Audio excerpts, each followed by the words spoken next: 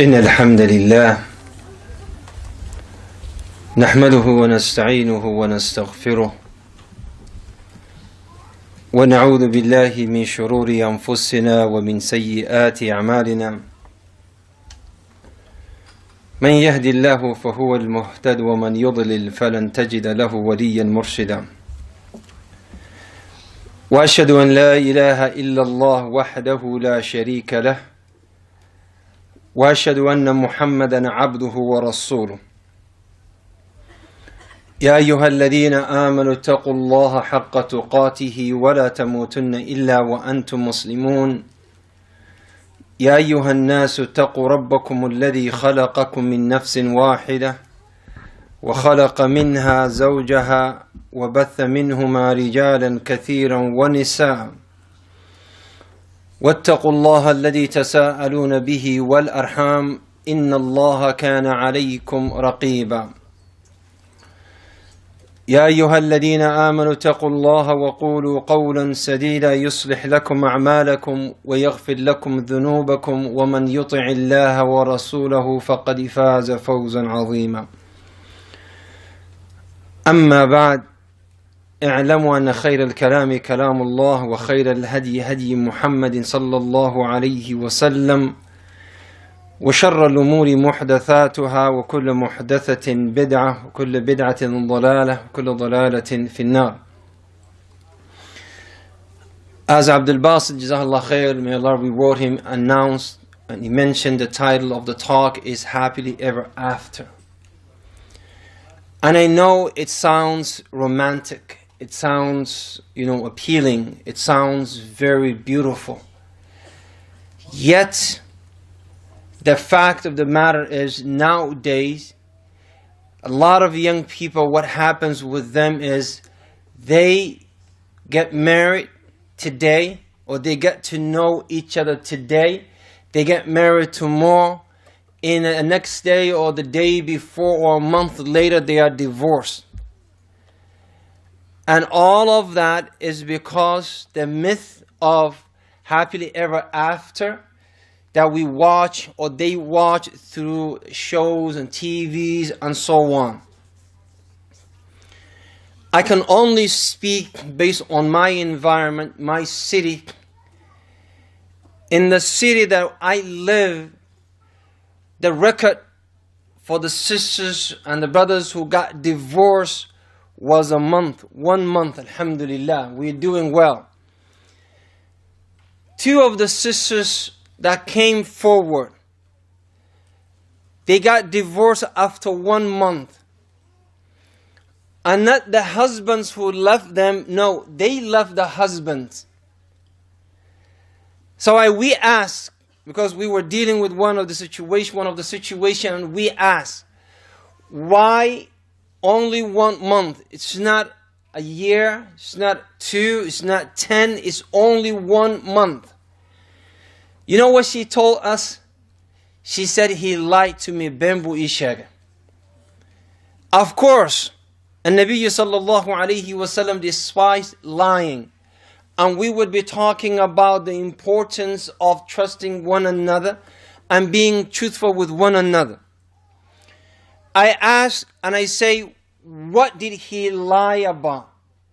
Was it something major that if we can rectify the situation, we do something about, perhaps he can retract and he can take back what he did or said, and then we can move on with this marriage? She said, no. She said, it's done. I can never come back from this. I said, what did he do? She said, the messenger of Allah and Allah, both of them said, Bint wa haram, lying is not acceptable and is haram. I said, what did he do? She said, he snores. The lie, he snores at night and he never told me. She divorced her husband because at night he snores.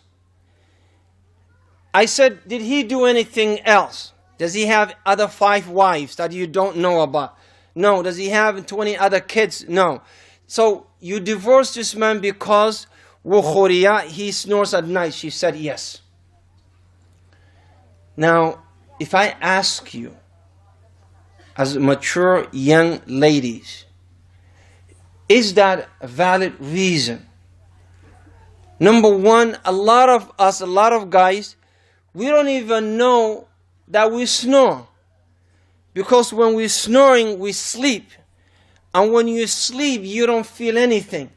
So if the husband says, I tell you everything, and then she discovers later on that he snores, I think that should not be one of the reasons that dictates or pushes for divorce.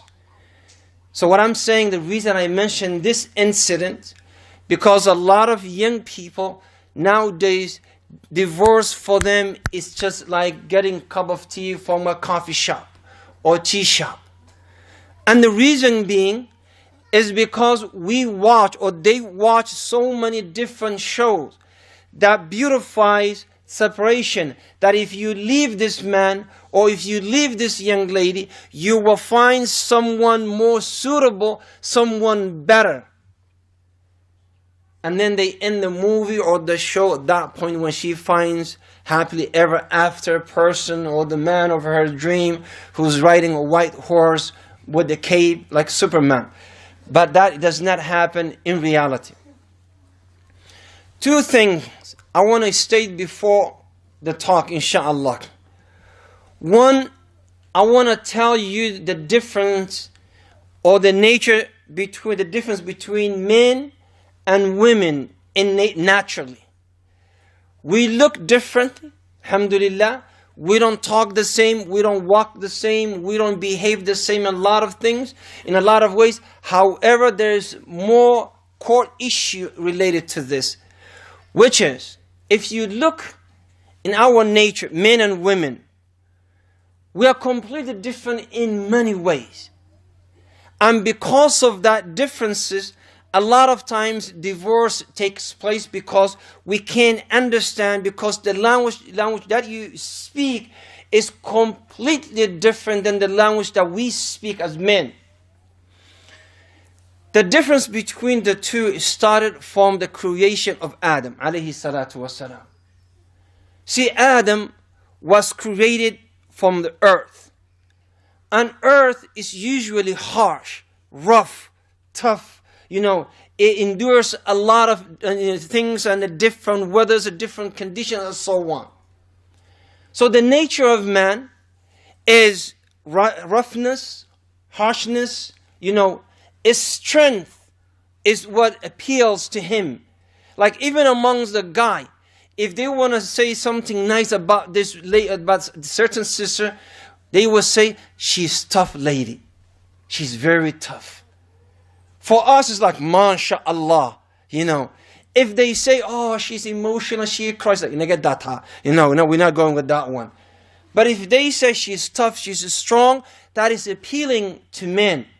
And that's why men, that's why they show their strength, their speed, how high they can jump, how heavy things that they can carry, you know, what they can do, their speed. This is what appeals to them.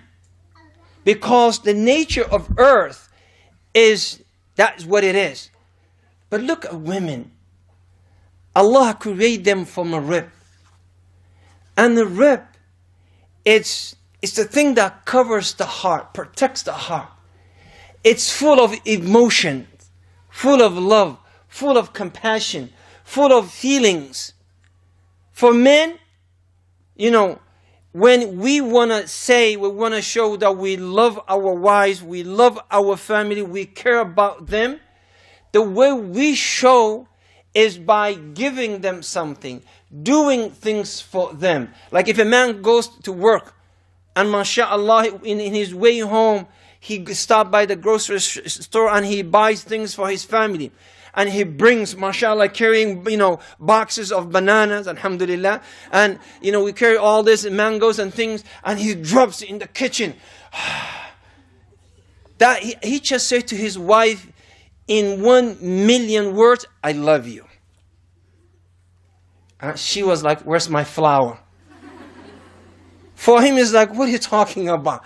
You know, I've been carrying this. This is love. This is the way we show that we care.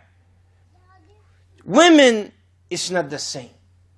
Women, she can live in a cart box, just a simple house, in a tent, in a car. As long as the husband is saying, I love you. MashaAllah, wanko che'alahay, wanko limanaya, kaliya hanunaya, you know, without you. All this, then they think, that's love. So the language that we use is completely different. And this is where the clashes happen. Because the way Allah subhanahu wa ta'ala created. So that's one area. Second, the issue of love in Islam. Does it exist? Is it allowed? Is it permissible? Is it halal for us to say, even before marriage, that I'm in love with this person, or I love that person, or, you know, I'm attracted to that person? Islamically, if a young man or young lady says, you know, I think I love that sister, you know, she's wearing niqab, gloves, and all, mashallah, you know, dark shades, but I love the way she walks. I love her shoes. Does that exist? Is it acceptable in Islam? Love does exist. And Allah subhanahu wa ta'ala said, وَمِنْ آيَاتِهِ أَنْ خَلَقَ لَكُم مِّنْ أَنفُسِكُمْ أَزْوَاجًا لِتَسْكُنُوا إِلَيْهَا. In another place he said, وَجَعَلَ بَيْنَكُمْ مَوَدَّةً وَرَحْمَةً. So mawadda and rahmah, love and compassion, and, you know, feelings in Islam does exist. And the Nabi sallallahu alayhi wasallam has said, when he was asked about Khadija, قَالَ رُزِقْتُ بِحُبِّهَا. He said, I was given her love. I was giving her love as a rizq. And when Amr bin As radiyallahu anhu asked, أَيُّ النَّاسِ أَحَبَّ إِلَيْكَ, O you messenger of Allah, who do you love most? The messenger of Allah sallallahu alayhi wasallam, he said, Aisha. I love Aisha. So love is in Islam is not taboo. It's not something that is aib. Contrary on the culture, Somali culture, if a young lady says, I love this young man, what would the mother say? Aib. It's not allowed. She would beat her daughter up with a shoe. Aib, you cannot say this. Hishad. Love comes after marriage. That is not true. That is not true. When a man came to the messenger of Allah and he said, Ya Rasulullah, under my care is this young lady who's yatim. She has no father. I am her guardian. O messenger of Allah, two men came forward for her. One of them, Ghani, he is muyassir, he has money. He is loaded, mashallah. You know, he can pay what anything and everything she wants. He can give us some. He's a man of wealth. We like her to marry that man. But she likes the other one who's poor, faqir. Allah lihu haysa machirto. He's faqir, he's poor. She loves that man. The messenger of Allah sallallahu alayhi wa sallam, قال ما رأى نكاح مثل المتحابين. He said, marriage have never seen two who are in love. So being in love with someone Islamically is acceptable. It's something that we should not deny. We should not consider taboo or something that is un-Islamic. Rather, it should be something that's acceptable. I want to help you or help everyone, the sisters who are married and the brothers who are married, the sisters who want to get married, bi'idnillah, and the brother who wants to get married. I want to give you tips. And through these tips, inshallah, you perhaps will learn how to maintain that marriage. When you get married, you don't bounce back from your husband and run away. Rather, you will maintain the marriage and you will stay with your spouse. If you're looking for someone or you're already in relationship, first thing, and I'm not going to stay much on this one because it's given, is the deen. He have to have deen. He must have deen. She must have deen. If they don't have deen, both of them, if they don't have deen, they can't really go on with the marriage. They can't. Why? Because every time something happens, where do you refer back to? Who do you refer back to? What is your point of reference? Who's going to be the judge? Who's going to tell he's right and she's wrong? Or she's right and he's wrong? No one other than the deen of Islam. So if they don't have deen and they don't have ilm, both of them are ignorant about the deen and they don't practice, there's a problem here. They won't be able to maintain the marriage. And you will see a young lady who is 21 years old or 22 years old or early 20s and she's been divorced once or twice. You will see the same thing about young men. So the problem is, the first, you have to concentrate on the deen. لذلك النبي صلى الله عليه وسلم in Sahih al-Bukhari, what did he say about women? He said you marry women for 4 reasons, and he dismissed all other 3, and he said, and you marry them for deen. فَاطْفِرْ بِذَاتِ الدِّينِ تَرِبَتِ يَدَاكَ. Hold on to the wife or to the young lady who has deen. And I always mention the beautiful story of Imam Ahmad bin Hanbal. When Ahmad bin Hanbal finished his education and he decided to be imam or teacher or sheikh or mufti of the masjid, he decided also to get married. So he went to his habariyaro, to his habo. He went to his aunt, maternal aunt, and he said, go to a such and such family. I was told they are righteous family. And look into their 2 daughters, check them out. See how they look like, see the deen, come back so I can propose to them if they good. So the mother or the maternal aunt, she came back, and she was so much impressed with the younger one. She said, Allahu Akbar, she has beautiful black eyes, eyelashes like mashallah, long curly dark hair. And that was something that desired at the time of those days. And she's very light skinned. And she started talking about the younger one. And he's listening. And then he said, what about the older one? She said, oh. He has a short, curly hair. She's dark. She has one eye. No. And then he said, okay, what about the deen? How is her that deen? She said, of course. To win by D1 accent. The older one has better deen. He said, I want to marry that one. I want to marry the one with the deen. And then he married her. And then when she died 20 years after. 20 years after the marriage, she died. And when he was burying her, when they were in the burial in the cemetery, around her grave, he looked at the grave and he said, Rahimallah Salih. May Allah have mercy on Salih. Ma khalafatni aw aghtabatni yawma. She did not disagree with me one single day. She didn't make me mad or upset one single day. For 20 years.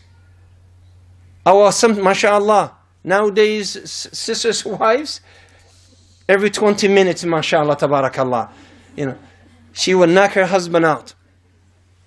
So, the choice, see, for that, now young men right now, the deen issue is not that great. They check about the looks, the way she walks, what kind of phone she has, what kind of car she drives, and so on. That's the basis for a lot of young people. Let us move on. The second thing, in this man that you want to marry or that you married to, if you're already married, alhamdulillah. If you're looking, then when you get married, this is something that you should establish. Number 2, التعاون بين الزوجين. Collaborating between the 2 spouses. Helping each other. Allah subhanahu wa ta'ala said, وَتَعَاوَنُوا عَلَى الْبِرِّ وَالتَّقْوَى. Help with one another. Aid one another by performing righteous deeds. And Allah subhanahu wa ta'ala in another ayah, قال والمؤمنون والمؤمنات بعضهم أولياء بعض يأمرون بالمعروف وينهون عن المنكر. See, he said, believing men and women are allies, protectors, maintainers of one another. يأمرون بالمعروف, they enjoy doing good and they forbid evil.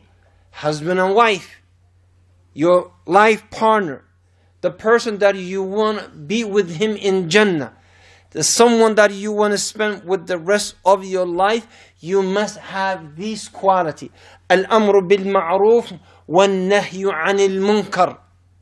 When you see your husband missing Salat al-Jama'ah in the masjid, and you stand up and say, no, this is unacceptable. You cannot miss Salat al-Jama'ah. You got to be there. You got to be with the Jama'ah. You got to go to the halaqat. You got to take the children to the masjid. You got to take us to the salah. This is al-amr bil-ma'ruf. When he sees his wife, mashallah, starting, lightening her hijab or her jilbab and wearing colorful hijabs, mashallah, rainbow colors. And then he says, no. I love you, I care about you, but this hijab Islamically is not acceptable. This is al-amr bil-ma'ruf wal-nahyi anil munkar. Ta'awun, helping and aiding one another. And this is under the same thing when Allah says, Ya ayyuhal ladina amanu, qu anfusakum wa ahlikum nara. Protect yourselves and your family from the punishment of hellfire. From the ta'awun fi musnad Ahmad, from helping one another in deen, is hadith fi Sunan Abi Dawood. The Messenger of Allah sallallahu alayhi wasallam, he said, رحم الله رجلا قام من الليل فصلى. May Allah have mercy on a man who stood up in the middle of the night and he prayed qiyam. Look, subhanallah, qiyam al-layl. Your husband stands up for qiyam al-layl, and then when he finished, قال وأيقظ امرأته, and he wakes his wife up. If she's snoring, mashallah, and he's praying qiyam al-layl, that means he doesn't care about her. If she's praying qiyam al-layl and he's asleep and is snoring, that means she doesn't care about him. Why? Because the Nabi sallallahu alayhi wa sallam, what did he say? لا يؤمن أحدكم حتى يحب لأخيه ما يحب لنفسه. None of you would be true believer until you love for your brother what you love for yourself. Now this is your husband, this is your wife. You should be more concerned about than anyone else.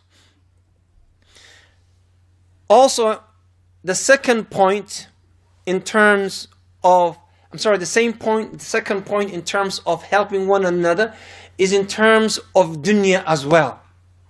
Is in terms of dunya.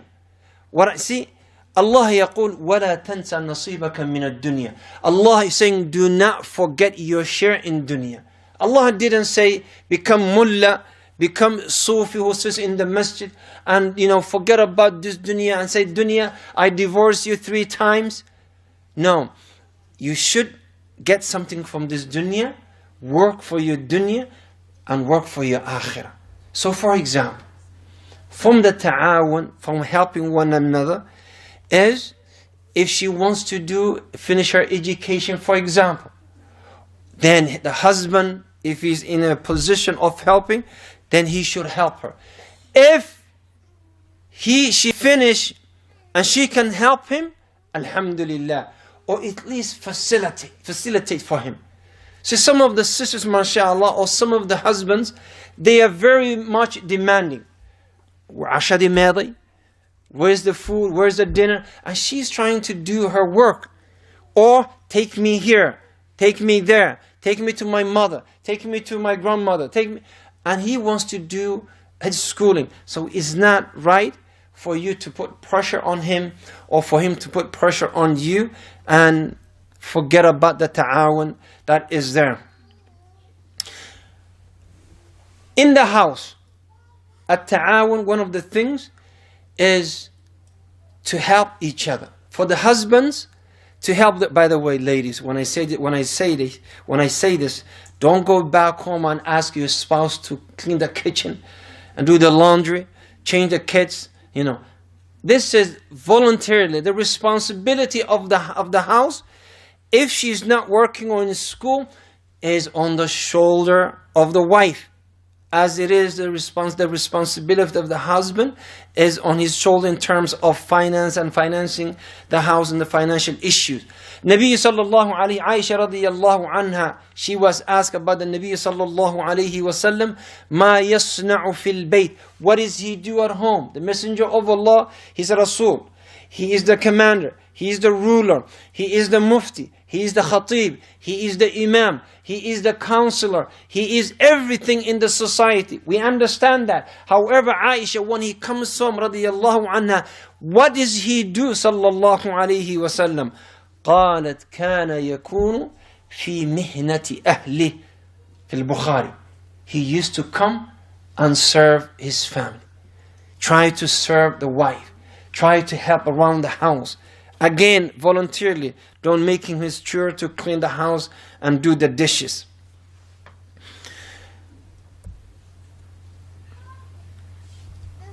The second point that I want you to, the third point, that is, I'm running out of time, that's why I want to cut short.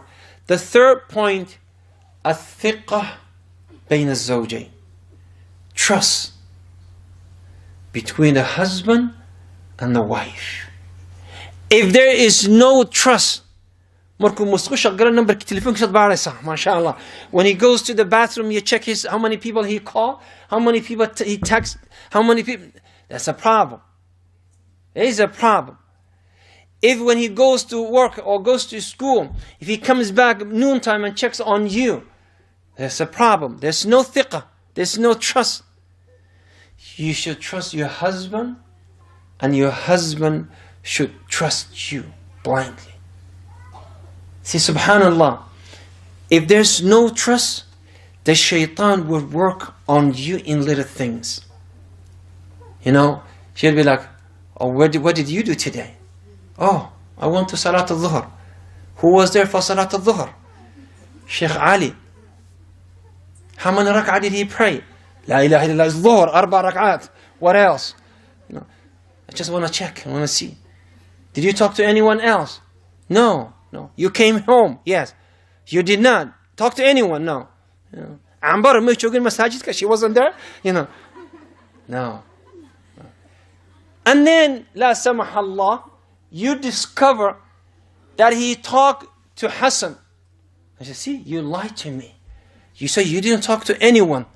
You spoke to Hassan. His wife told so-and-so, who told so-and-so, who told me that you guys spoke. You're lying. What else? Hagat so marta. See, it's a hadith of Nabi sallallahu alayhi wa sallam. The hadith says, Shaitan sits on his throne and he sends his soldiers out. Look at this. He sends his soldiers out. And when the soldiers go out, they cause or order people to do evil. At the end of the day, when they come, Shaitan asks them, what have you done? This one would say, I was on him until he killed someone. Iblis would say, you didn't do much. Sit on the side. I'm asking you, killing an innocent person, is that a major crime? Yes. But Iblis, he considered that as nothing. The other one said, oh, I was on them until both of them committed zina. Shaitan would say, you didn't do much. Step aside. Then he would list every shaitan who would mention, oh, I made him drink, I made him steal, I made him, use interest, I made him lie, I made him do all of these major sins. And shaitan is saying, you didn't do much. You didn't do much. Until one of the shayateen comes.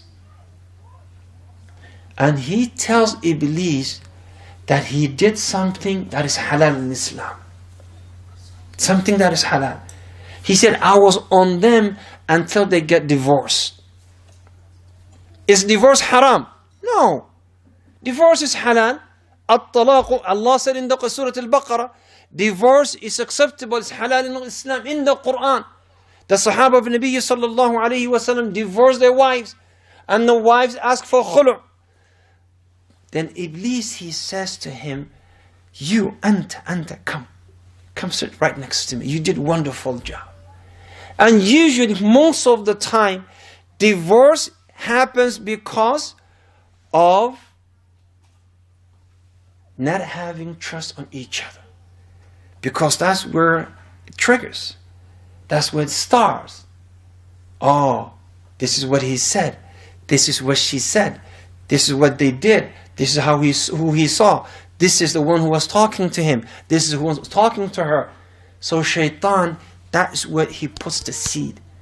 If there is no trust between the two, that household will never see the light of peace.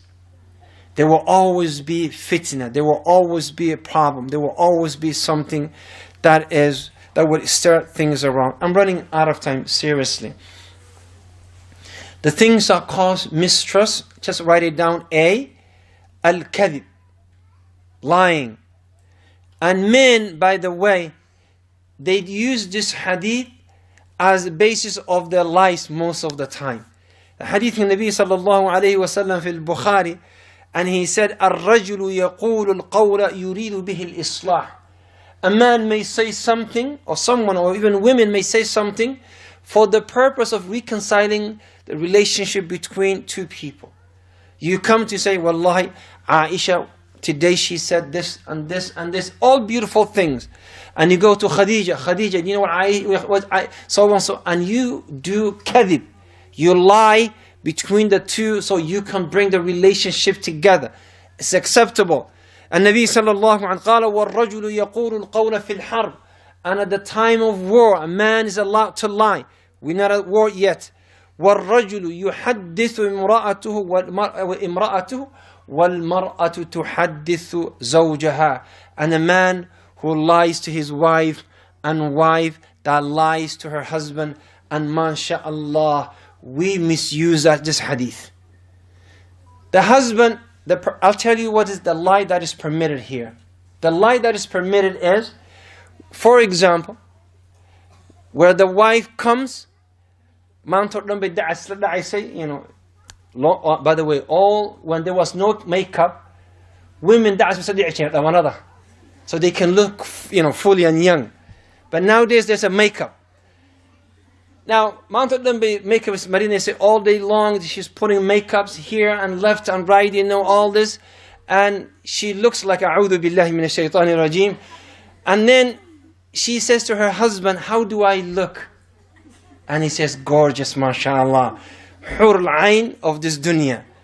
But Allah knows she is not beautiful. This type of lies is permitted. This type of lies is okay. Islamically is okay. For the man, what is permitted as for the women is when her husband comes and he says, so am I the man of the house, mashallah? Am I responsible? And she says, ha, mashallah, tabarakallah.